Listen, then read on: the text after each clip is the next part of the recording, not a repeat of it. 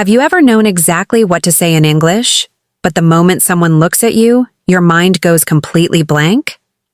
Like you've studied the words, practiced them, even rehearsed entire conversations in your head, but when it's real, your voice disappears, your thoughts vanish, and all that preparation feels useless? You're not alone.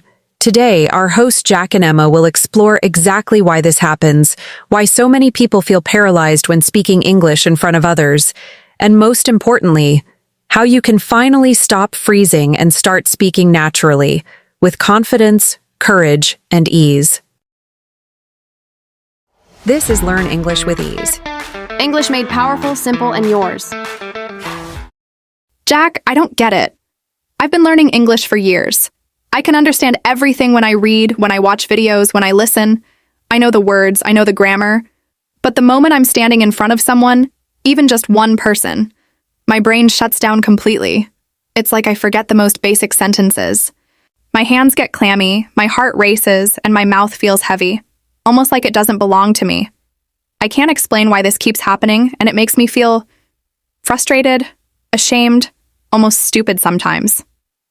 Oh, Emma, I feel that completely. And here's the key thing that most people don't realize. It's not really about English at all. Your brain is reacting to social pressure. When someone speaks to you, your mind starts spinning. What if I say it wrong? What if they judge me? What if I sound stupid? That fear triggers a full-body response. Your brain thinks, danger, stop everything. And your fluency disappears instantly, even if you've practiced 100 times. That freezing isn't failure. It's your nervous system trying to protect you. Yes, that's exactly what it feels like. I can hear myself thinking, I know the answer, I know the words, but my voice just evaporates. And then I start overthinking, maybe I should pause, maybe I should think more. By the time I even try to say something, the moment is gone. My confidence sinks, and I feel trapped inside my own head. And the worst part? I keep replaying it afterward, beating myself up for freezing, which makes the next attempt even scarier. That's the vicious cycle of fear. The freezing triggers embarrassment, embarrassment triggers avoidance, and avoidance reinforces the fear. But here's a secret. Everyone experiences this at some point. Beginners, advanced learners, even people who are fluent, sometimes freeze in new or high-pressure situations. Knowing that you're not alone, that this is a normal human reaction, is the very first step to breaking free. I wish someone had told me that earlier. I always thought I was the only one. I used to think there was something wrong with me, that maybe I just wasn't good at English. But hearing that even fluent speakers sometimes freeze, it makes me feel less alone, less embarrassed somehow. Exactly. And the tricky part is that no one talks about this emotional side of speaking English. Most courses focus on grammar, vocabulary, pronunciation, all the technical stuff. But speaking is emotional, physical, and mental. Your voice, your body, your thoughts, they all react together. Fear isn't just in your head, it lives in your heart, your hands, your stomach, your throat. That's why someone might know all the words perfectly, yet completely freeze under pressure. I see. So it's like my body betrays me even when my mind is ready. But why do some people seem to speak naturally, without fear?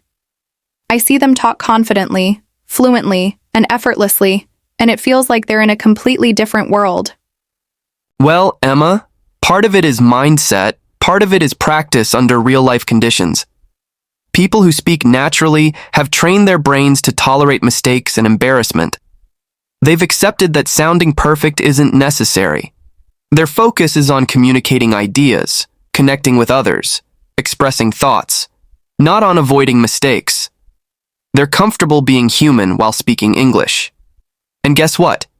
You can train yourself to do the same. That sounds so hard for me. I feel every mistake physically. My face flushes, my hands shake, my voice trembles, and then I freeze completely. It feels like my body has its own rules that my mind can't override. That's exactly it. Your nervous system is responding to fear, and the more you fight it, the stronger it gets. But there's a way to rewire it. Small, controlled steps in safe environments can train your body and mind to respond differently. You gradually teach your brain.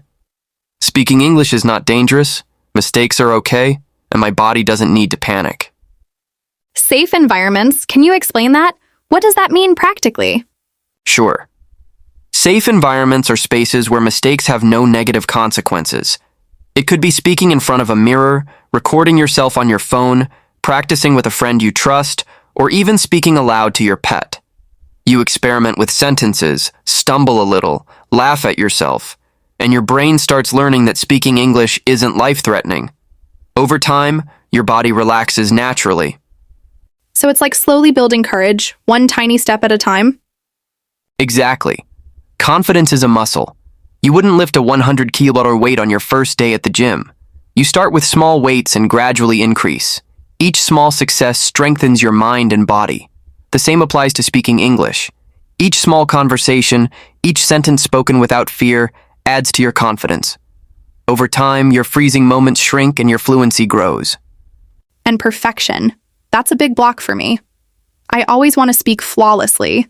If I make even a small mistake, I feel exposed, like everyone is noticing. That pressure alone can shut me down.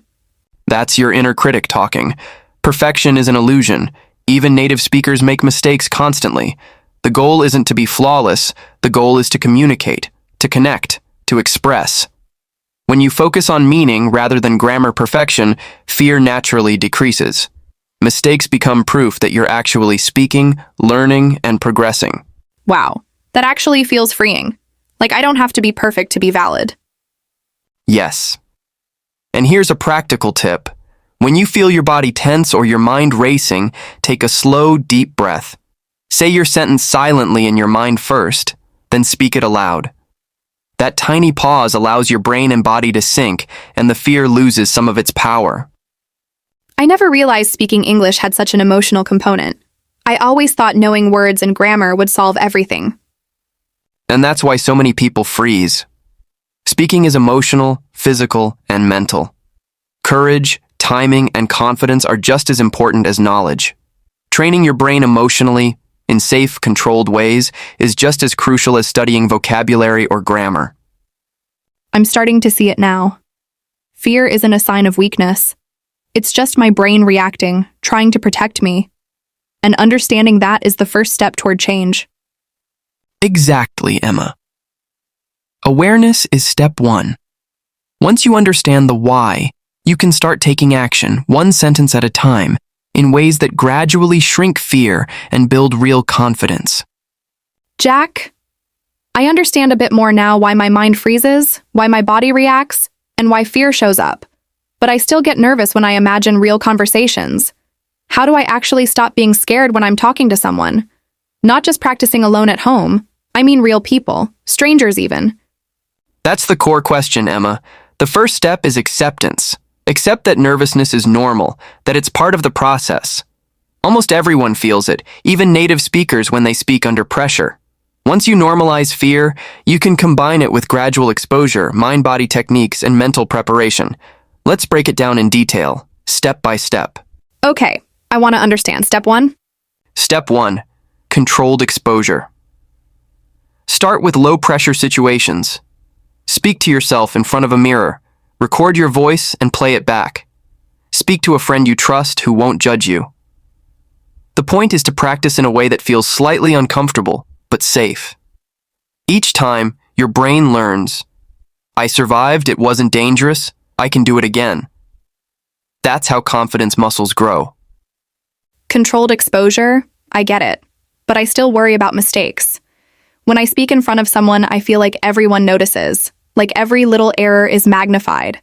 That pressure makes me freeze even more. That's social anxiety layered over English learning. And here's the truth. People usually aren't noticing you as much as you think. Most people are focused on themselves, not your mistakes. That realization is liberating. Now combine it with a mental trick. Before you speak, shift your focus outward. Think about what you want to communicate rather than how you sound. This small mental shift reduces internal pressure dramatically. Wow, focusing on the message, not on my mistakes. That actually feels like a weight lifted. Exactly. Step 2, breathing and body awareness. When fear hits, your body reacts physically. Heart races, muscles tense, your voice shakes. Use controlled breathing. Inhale for 4 counts, hold 2, exhale 6. Visualize the sentence you want to say. Speak slowly. Even if your voice trembles, continue. Your body learns that fear is temporary and that action is possible despite it. That's amazing. So I'm not fighting English. I'm training my whole body and mind to work together. Precisely. Speaking is holistic. Emotion, mind, and body all need training. Traditional methods focusing only on grammar and vocabulary often fail because they ignore this. You could know all the words perfectly, but without emotional and physical training, fear still blocks you. Okay, so small steps.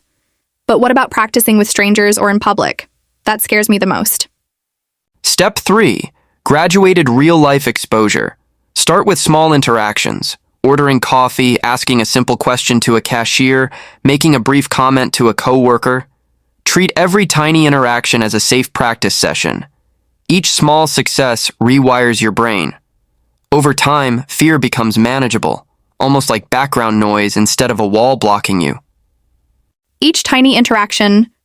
So the key is repetition and consistency, not waiting to be perfect? Exactly.